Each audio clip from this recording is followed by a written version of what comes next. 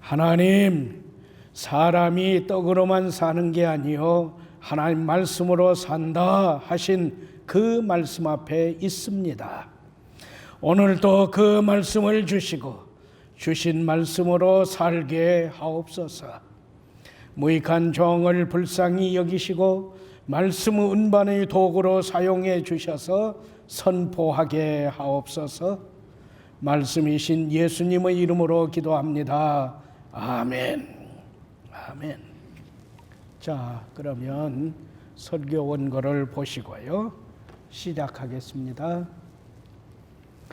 우리는 작년 11월 22일 주일에 사도행전 21장 26절, 더 자세히 말씀드리면 27절 상반절까지 상고한 후에 성탄절, 연말, 연시에는 다른 본문의 말씀을 상고했습니다. 그래서 오늘부터는 이어서 그 사도행전 21장 27절부터의 말씀을 계속 상고합니다. 먼저 복습합니다. 먼저 3차 전도 여행을 마치고 예루살렘으로 가는 바울 일행은 두 가지 견해 차이로 충돌을 합니다.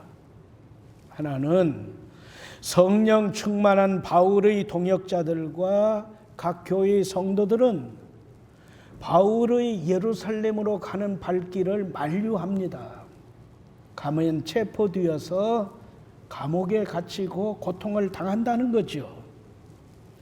그러나 바울은 나는 성령 하나님께서 강권하시니 예루살렘에 갑니다. 그러면서 강행하는 거예요. 어떤 것이 하나님의 뜻입니까? 여기에서 이 두 그의 견해는 은혜로 예루살렘을 향한 발길에 담긴 하나님의 뜻을 분별합니다. 여기에서 서로 논쟁하지 않아요.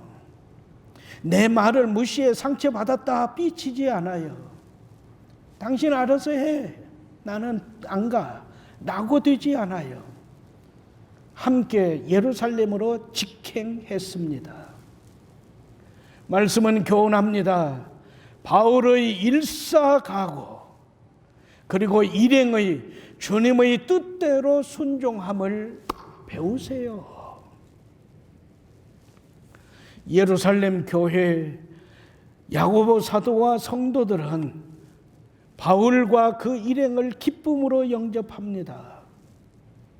바울은 무난하며 하나님께서 자신의 사역을 통해서 이루신 일들, 곧 이방인들이 복음을 듣고 구원받은 일들을 보고합니다.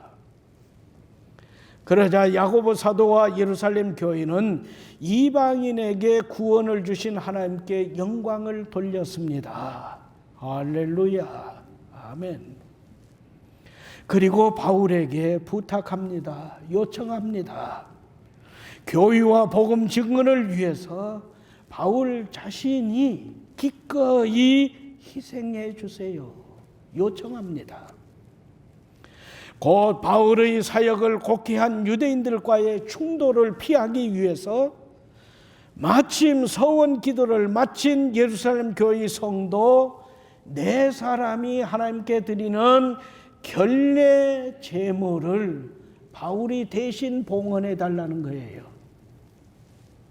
다시 말해서 1년 된 번제물 무흠 수양 1마리, 속죄 제물 1년 된 무흠 암양 1마리, 화목 제물 무흠 수양 1마리, 소제물 무교병 하나, 무교전병 하나.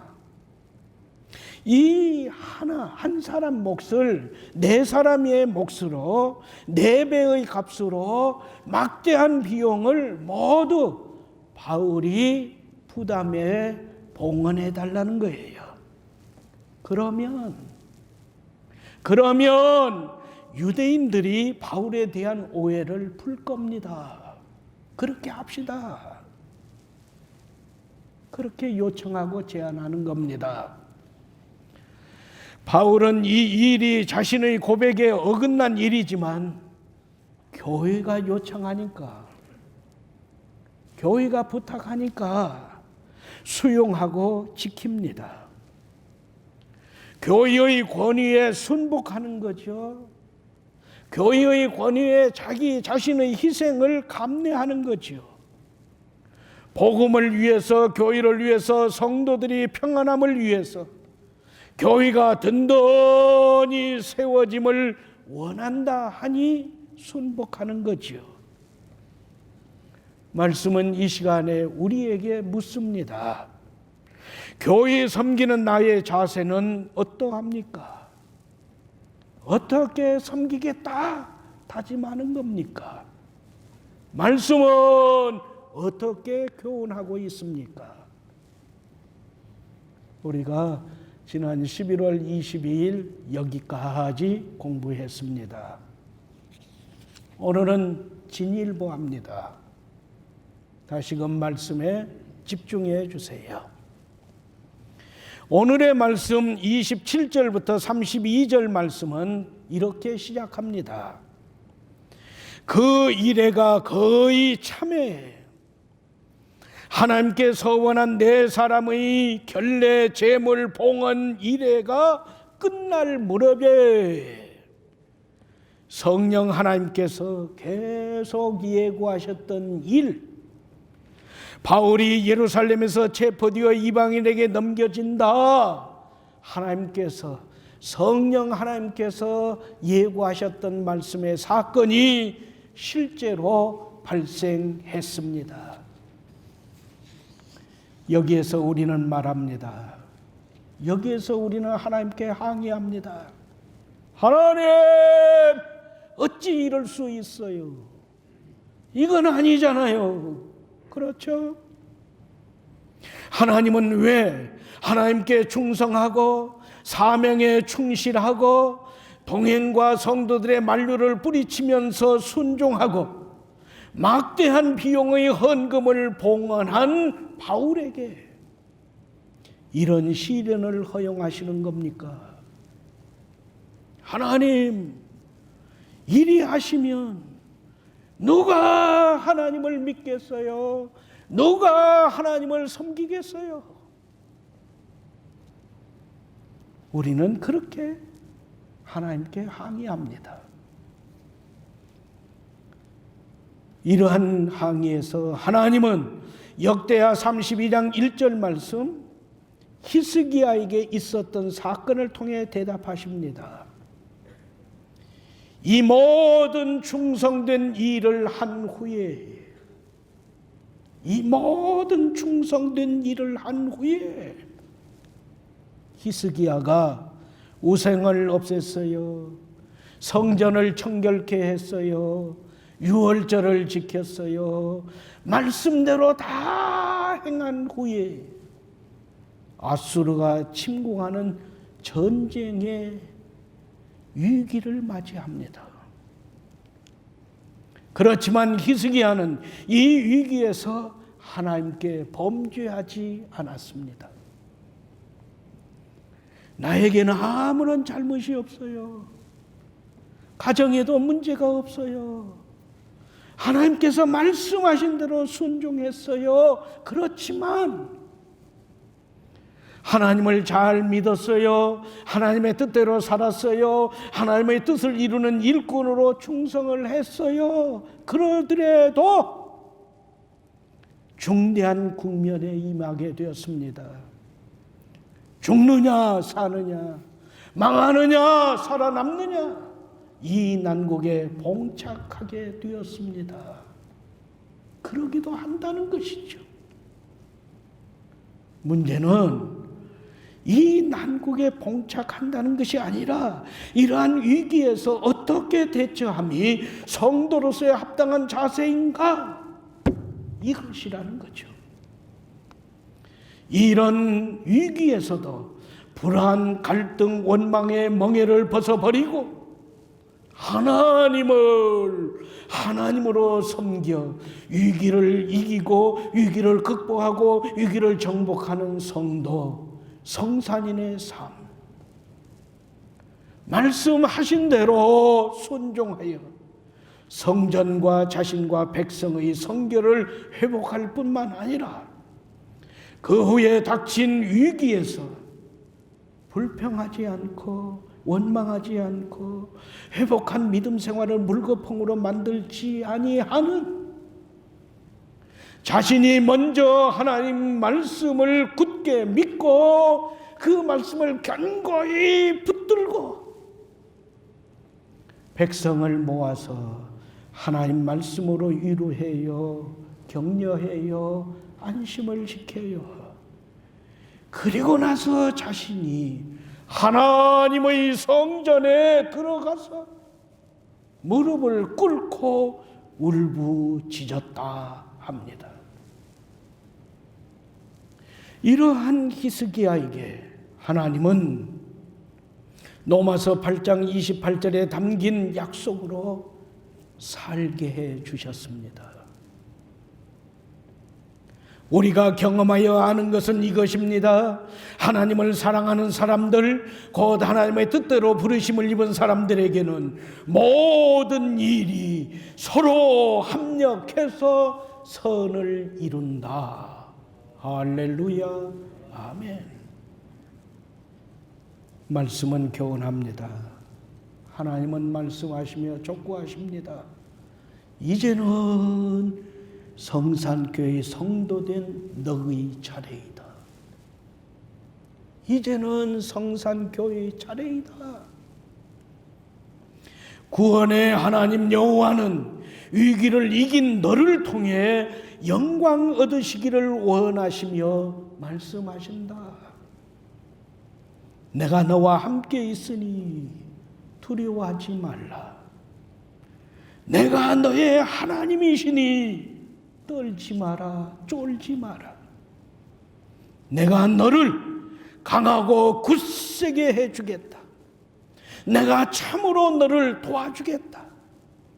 내가 내 승리의 팔로 너를 붙들어 주겠다. 아멘. 할렐루야. 이 하나님을 만나세요. 이 하나님의 은혜와 말씀의 약속을 체험하세요. 이제 우리는 27절 하반절부터 31절 상반절 말씀의 그 증언과 교훈에 들어가게 됩니다. 곧 사람들의 오해와 악한 감정으로 빚어진 세상의 모순, 그것을 보고 배우게 됩니다. 바울은 자기에게 맡겨진 네 사람의 결례 제물 봉헌이 마치는 날 하나님께 예배드리고 있던 중에 예배자가 절대 보호하심을 받는 성역 성전에서 무자비하게 체포되었습니다. 바울을 고발한 이 사람들은 예루살렘이 아닌 아시아에 흩어져 사는 유대인들로서 그들은 예수님을, 교회를, 성도들을 증오했습니다. 바울을 괴수라고 하면서 죽이려고 했었습니다. 그런데 지금 성전, 예루살렘 성전에서 바울을 발견하게 되자 바울을 붙들고 성전에 있는 군중들에게 소리쳤습니다. 동포 여러분, 도와주세요. 이놈은 어디에서나 우리 민족을, 우리 율법을, 우리 하나님의 성전을 비방하며 가르쳤던 놈입니다. 며칠 전에는 헬라인을 데리고 예루살렘 거리를 활보하더니 지금은 그 헬라인을 이 성전에 데리고 들어와 성전까지 더럽히고 있습니다. 이러한 외침으로 인하여 예루살렘 성전은 물론 예루살렘 성 전체가 소동했다 합니다. 성전에 있던 백성들이 바울에게 달려들어 붙들고 성전 밖으로 끌어냈다 합니다. 그러자 성전 문이 모두 굳게 닫혔습니다.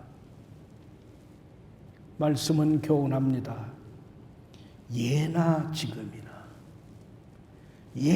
지금이나 반기독교 세력은, 비기독교 세력은 기독교와 성도들을 매도합니다.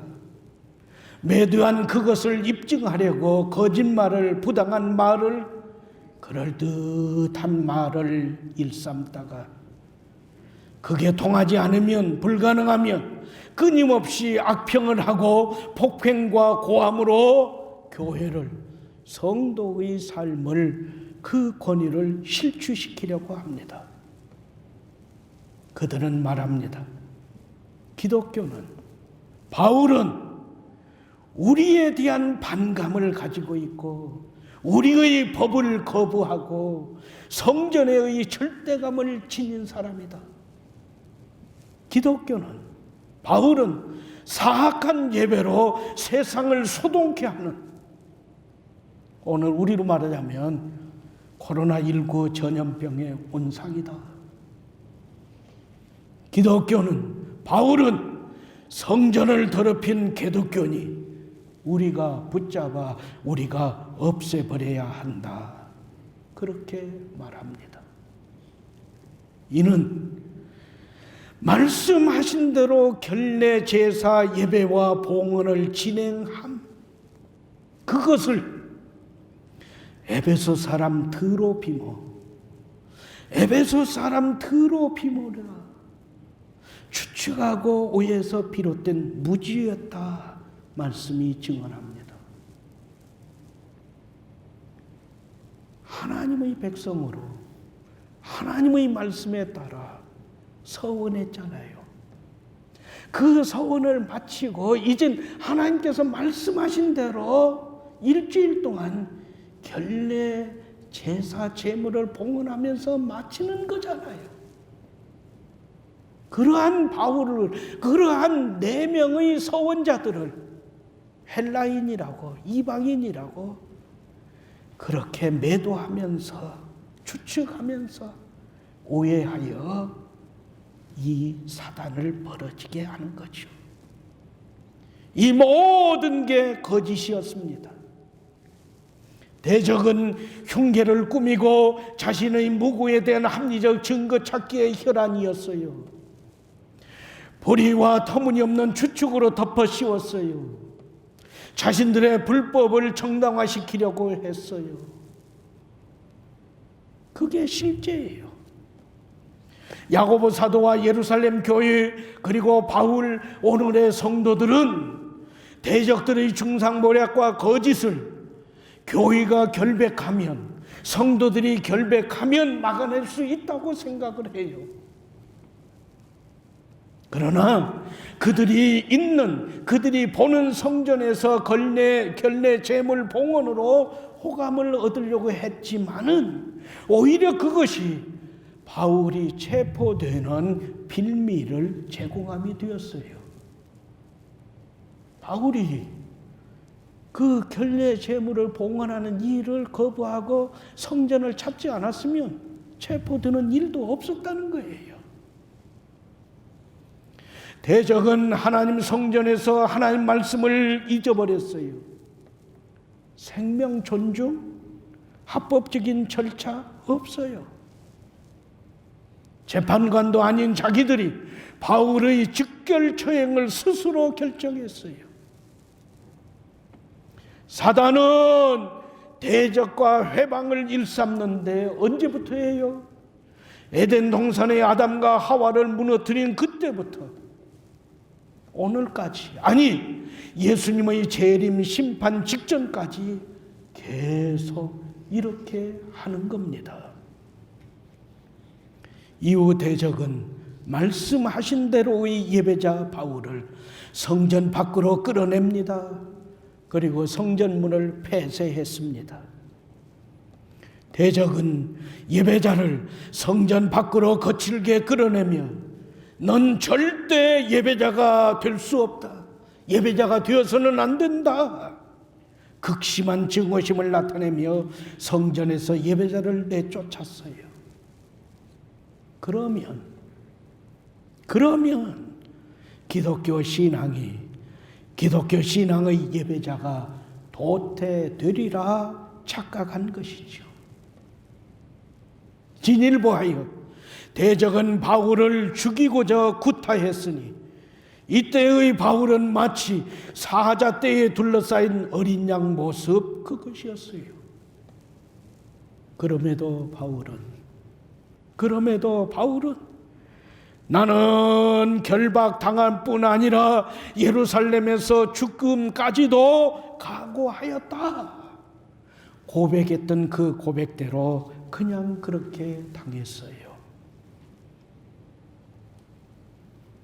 말씀의 교훈에서 뭘 배우셨습니까? 2000년이 지난 지금 여기에서 우리는 어찌 해야 합니까? 말씀은 어찌 해야 한다 우리에게 교훈합니까? 이제 우리는 31절 32절 말씀의 증언과 교훈에 집중합니다. 누군가 로마 군대에게 이 소동의 소식을 전했어요. 아니면 깨어 경계한 로마 군대가 이 소동을 알아차렸어요. 바울을 죽이려는 사리를 품고 구타하는 현장에 출동했어요. 그래서 바울을 살려냅니다. 하나님은 바울을 경유한다며 예루살렘까지 동행한 바울의 친구들이 속수무책일 때에, 아무것도 할 수 없는 그때에 로마 군대를 그 시간에 출동시켜서 바울의 목숨을 구원해 주셨으니 로마 군대가 하나님을 알지도 않아요. 하나님을 믿지도 않아요. 하나님을 섬기지도 아니해요. 그렇지만 하나님의 시간에 그곳에서 하나님 공의의 도구로 쓰임받아서 하나님의 백성을 보호하고 하나님의 공의를 지키는 지킴이가 되었습니다. 할렐루야. 로마 군인들 자신도 몰라요. 그러지만 하나님의 백성을 보호하는 도구, 하나님의 공의를 지키는 지킴이로 쓰임받은 거예요. 목자는 자기 양을 지키기 위해서 때론 개도 서슴없이 사용하여 양을 보호하는 거지요. 말씀은 교훈합니다. 인생의 선입감과 편견에서 빚어진 오해를, 악한 감정의 결과를 밝히 보라. 교유와 복음 그리고 오해와 악한 감정을 해소하고자 많은 비용이 곁들인 바울의 7일간의 희생은 오해와 악한 감정 그리고 어긋난 신앙 구례를 악용한 대적의 선동으로 철저히 짓밟히고 완전히 무산되었어요. 그러나 이게 뭐야? 허탈해하는 우리 성도들에게 하나님은 인생의 도모를 다시 좌절시키셨으니 로마 군대를 통한 하나님의 구원입니다. 할렐루야. 그러므로 말씀은 교훈합니다. 성도는 편견과 악한 감정을 버리고 항상 바르게 보고 바르게 듣고 바르게 말하고 바르게 느끼고 바르게 생각해야 합니다. 이 내용에 대해서는 다음 주일 그리고 그 다음에도 계속 말씀이 교훈하는 내용의 하나이기 때문에 그때 계속 배우겠습니다. 비상입니다. 비상입니다. 지진과 화산 폭발과 해상 폭풍으로 일어난 바닷물이 육지로 넘쳐오르는 해일처럼, 해일이 그렇게 일어나는 거잖아요. 신앙제의 해일이 밀려오고 있습니다. 아니, 이미 덮치고 있습니다. 모든 성산인은 깨어 신앙의 자리를 굳게 지켜야 할 때가 지금입니다. 신학자 한스 큉은 오늘의 교회를 이렇게 비유했습니다. 세속이라고 하는 대양, 태평양과 같은 그 대양에 갇혀있는 외딴 섬이 교회다. 오늘날의 교회는, 현대의 교회는 태평양과 같은 대양에 둘러싸이고 갇혀있는 외딴 섬, 고도, 그것과 같다. 이 세속은 초대교회 때에는 대립으로, 중세교회 때는 일치로, 종교개혁 때는 서로 분리로, 지금은 초대교회 때보다 더 강한 대립이라는 전략으로 교회를 엎어버리고자, 함몰시키고자 도전하는 큰 세력이다 했습니다. 이 지적에서 우리는 더 깊이 들어가야 합니다. 곧 어떻게 해야 이 세속의 해일에서 믿음과 교회를 지킬 것인가? 이것은 오늘을 살아가는 우리 크리스찬들, 특히 우리 목포 성산교회 성도들이 풀어야 할 숙제입니다.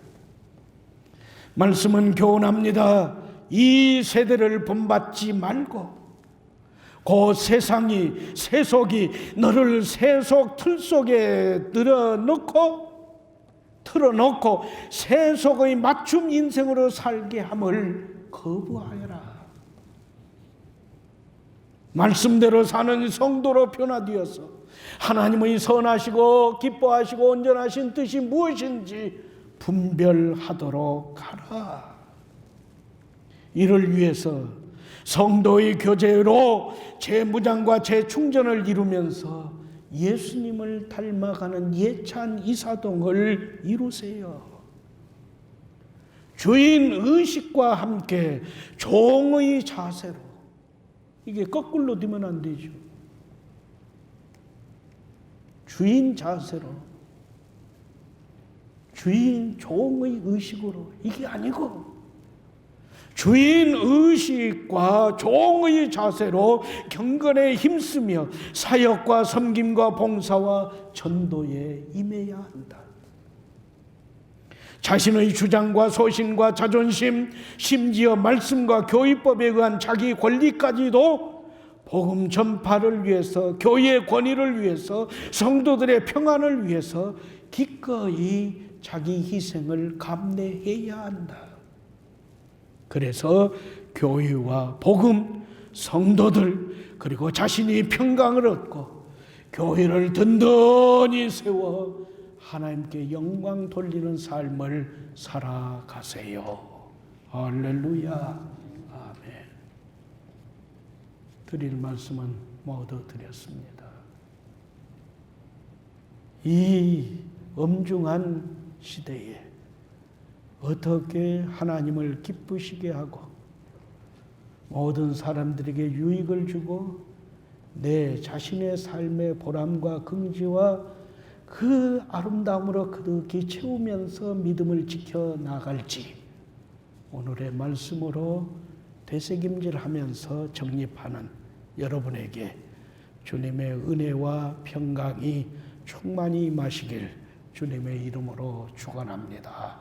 아멘. 하나님, 전도와 교회 섬김에 무관심하고 불충했음을 용서하여 주옵소서. 주인 의식과 종의 자세로 경건생활, 사역, 섬김, 봉사, 전도에 충실하게 하여 주시고 희생과 헌신을 감내하여 복음과 교회와 성도들을 든든히 세우는 그 성도로 살게 하여 주시옵소서. 예수님의 이름으로 기도합니다. 아멘.